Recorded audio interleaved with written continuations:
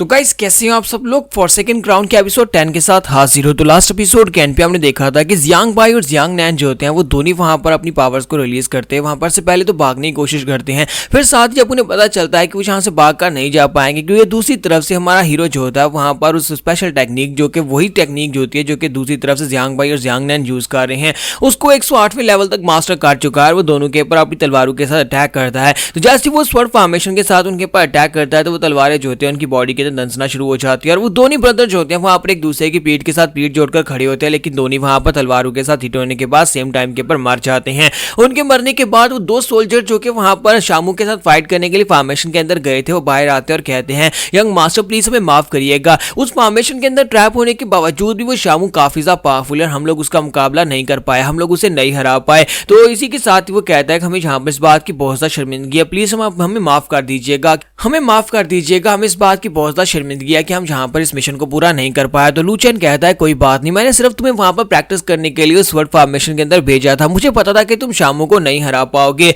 और यहाँ पर उसे तो मैं खुद ही हराने वाला हूँ। और इसी के साथ ही फॉर्मेशन के अंदर का सीन दिखाते हैं जहाँ पर यानी थोड़ी देर पहले का सीन दिखाते हैं जहाँ पर शामू जो होता है बड़ी आसानी के साथ उन सोल्जर्स को पीट रहा था और कहता है कि चाहे तुम लोगों ने यहाँ पर ब्रेक थ्रू कर लिया, तुम लोग यूशान राम में पहुंच चुके हो, लेकिन इसके बावजूद तुम लोग यहाँ पर इतने पावरफुल नहीं हो कि तुम मुझे हरा सको, तुम शामू को इतनी आसानी से बिल्कुल भी नहीं हरा पाओगे। और वो उनको बड़ी आसानी से पीट रहा था और वो लोग उससे मार खा रहे होते हैं। तो शामू कहता है कि लू चेन यहाँ पर बस वेट करो, मैं तुम्हारी स्वर्ड फॉर्मेशन को तोड़ दूंगा, तुम्हारी इस फॉर्मेशन को तोड़ने के बाद बाहर निकलूंगा और उसके बाद देखना यहाँ पर तुम्हारे साथ क्या होने वाला है। मैं यहाँ पर से तुम्हारी टांगे तोड़ूंगा और उसके बाद तुम्हें अपनी शाह कंट्री के अंदर ले जाऊंगा जहां पर हमारी स्लेव अरीना के अंदर तुम्हें डाल दूंगा और वहां पर हर रोज तुम्हें मौत से जूझना पड़ेगा। और साथ ही वहां पर फॉर्मेशन को तोड़ने की कोशिश कर रहा था और उसे कहता है कि लड़के तुम किस किस्म के हीरो हो जो यहाँ पर फॉर्मेशन बिछाकर मुझसे फाइट कर रहे हो, इस फॉर्मेशन को खत्म करो और उसके बाद मुझसे अकेले फाइट करो, फिर देखता हूँ कि तुम यहाँ पर मुझसे फाइट में जीत पाते हो या नहीं। तो वहां लू चेन उसे कहता है कि थोड़ी देर पहले तो तुम ये कह रहे थे कि तुम मेरी फॉर्मेशन को तोड़कर मुझे उठाकर अपने साथ अपने डेथ अरीना में जाकर फेंकोगे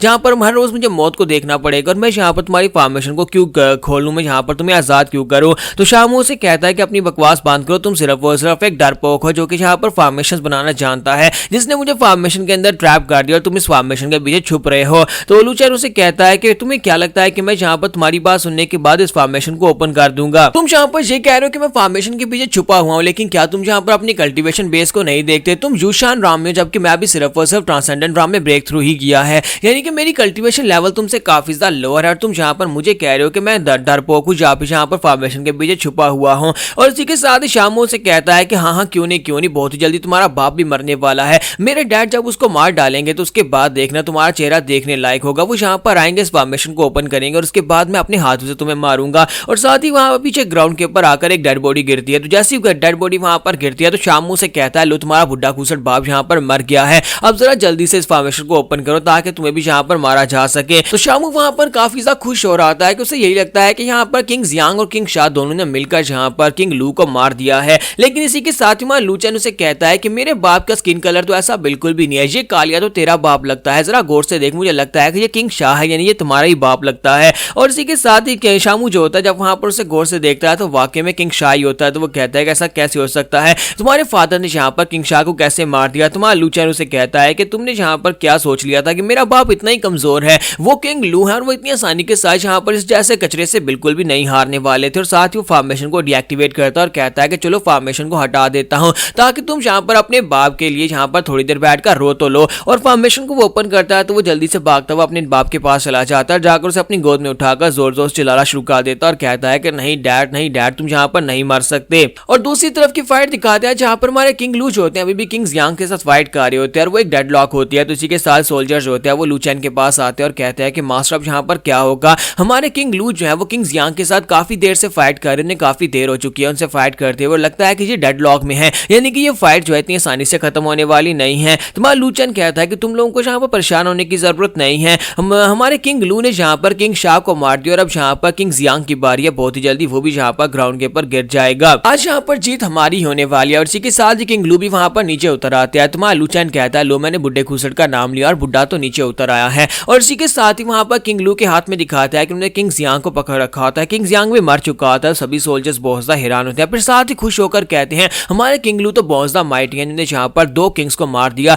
दो कंट्री के किंग जियांग और किंग शाह दोनों यहाँ पर इनके हाथों से मर गए हैं। और इसका मतलब यह है कि हमारे किंग लू बहुत बहुत ही महान है। तो वहाँ लूचन उसे कहता है कि हाँ फादर, अब बताओ कि तुम्हें यहाँ पर दोनों होली लेवल की मार्शल आर्ट्स की टेक्निक्स कैसी लगी, तुम्हें यहाँ पर क्या लगता है कि इन टेक्निक्स की मदद से यहाँ पर और किंग्स को भी मारा जा सकता है। तो फादर उसे कहता है कि टेक्निक्स तो वाकई में काफी ज्यादा अच्छी थी, लेकिन किंग जियांग के मरने से पहले उसने यहाँ पर मुझे एक इंजरी दी है जो कि मुझे लगता है कम से कम 15 दिन लगेंगे मुझे उसको रिकवर करने में। तो हमारा लूचन उसे कहता है कोई बात नहीं, आपको बिल्कुल परेशान होने की जरूरत नहीं। और साथ ही वो अपने एक सोल्जर से कहता है कि मैंने तुमसे कहा था कि यहाँ पर जियांग भाई और जियांग नैन के मरने की इन्फॉर्मेशन जो है वो आसपास के इलाके में फैला दो, ताकि वो उनके मास्टर जियान कीजुई यानी कि स्वर्ड किंग तक पहुंच जाए, ताकि वो यहाँ पर आए। तो ये बात सुनने के बाद सोल्जर कहता है कि सर प्लीज माफ करिएगा, लेकिन मैं ऐसा नहीं कर सकता। अगर मैंने यहाँ पर उन दोनों डिसाइपल्स की इन्फॉर्मेशन को फैला दिया और स्वर्ड किंग को इस बारे में पता चल गया, तो वो लाजमी तौर पर यहाँ पर आ जाएगा। वो किंग शाह और किंग जियांग दोनों से ज्यादा पावरफुल और बहुत ही पावरफुल किंग लेवल का मास्टर है, और यहाँ पर आने के बाद उसे हराना इतना आसान नहीं होगा, इसलिए प्लीज यहाँ पर फिर से सोच ले। तो हमारा लूचन उसे कहता है कि तुम्हें क्या लगता है कि मैं यहाँ पर उसे गुस्सा दिलाने की कोशिश कर रहा हूँ कि वो यहाँ पर आए और आकर हमसे बदला ले? नहीं, मैं बल्कि यहाँ पर उसके साथ डील करना चाहता हूँ। मैं चाहता हूँ कि इस इन्फॉर्मेशन को सुनने के बाद वो यहाँ पर आए, वो बदला लेने के लिए आएगा, लेकिन मैं उसे यहाँ पर अपना साथी बना लूंगा, क्योंकि हमने एम्परर कीडियन से पंगा लिया और एम्परर कीडियन है तो एक बहुत ही पावरफुल एम्परर, और उसके लिए हमें यहाँ पर साथियों की जरूरत पड़ेगी। तो सोल्जर सोच रहा होता है, लेकिन यहाँ पर इसने उसके दो डिसाइपल्स की जान ले ली है, इसके बावजूद स्वर्ड किंग यहाँ पर आकर हमारा सबऑर्डिनेट कैसे बनेगा? तो फादर भी उसे कहते हैं कि लड़के तुम ये सब कुछ कैसे करने वाले हो? क्या तुम्हें वाकई में लगता है कि स्वर्ड किंग यहाँ पर हमारा सबऑर्डिनेट बनेगा और हमारा साथ देगा? तुम्हारा लूचन कहता है कि वो तो सिर्फ और सिर्फ एक स्वर्ड किंग है, ऐसे छोटे मोटे स्वर्ड किंग जो है वो तो यहाँ पर हमारे आसपास घूमते फिरेंगे, और इसके लिए बहुत ही बड़ी ऑनर की बात होगी कि वो यहाँ पर हमारा सबऑर्डिनेट बन जाए। साथ ही लूचन कहता है कि फिलहाल के लिए मैं यहाँ पर से जा रहा हूँ। तो फादर उसे कहता है कि अब तुम कहाँ पर जा रहे हो? अब ये मत कहना कि तुम फिर से यहाँ पर 3 साल या फिर 5 साल के लिए गायब होने वाले हो, और तुम यहाँ पर इतना भागते क्यों हो? आज यहाँ पर हमारी पैलेस के अंदर ऐसा क्या है जिससे तुम्हें डर लगता है, या फिर यहाँ पर कोई तुम्हें तंग कर रहा है? तुम्हारा लूचन उसे कहता है कि फादर नहीं, मैं तो अपने लिए एक सेंट ढूंढने के लिए जा रहा हूँ। मैंने सुना है कि जाओची होली लैंड के अंदर उनकी जो सेंट लड़की है वो 20 साल की हो गई है, यानी कि वो काफी ज्यादा खूबसूरत और बहुत ज्यादा प्यारी भी है। तो मैं उस लड़की को जाकर अपने लिए नौकरानी बनाने के लिए जा रहा हूँ, ताकि मैं उसे अपने साथ वापस लेकर आ सकूं। तो उसके फादर भी ये बात सुनने के बाद काफी ज्यादा हैरान होते हैं। तो इसी के साथ ही वो कहता है कि मुझे यहाँ पर एक मेड की जरूरत है, तो मैं जाओची राम में जाने वाला हूँ। तो फादर चिल्लाकर उसे कहते हैं कि लड़के तुम्हारी एरोगेंस का तो कोई जवाब नहीं है, क्या तुम्हें पता भी है कि तुम यहाँ पर कौन सी राम की बात कर रहे हो? जाओची होली लैंड एक बहुत ही पावरफुल होली लैंड है, और तुम यहाँ पर उनकी सेंटर्स को जो अभी भी यहाँ पर 20 साल की हुई है,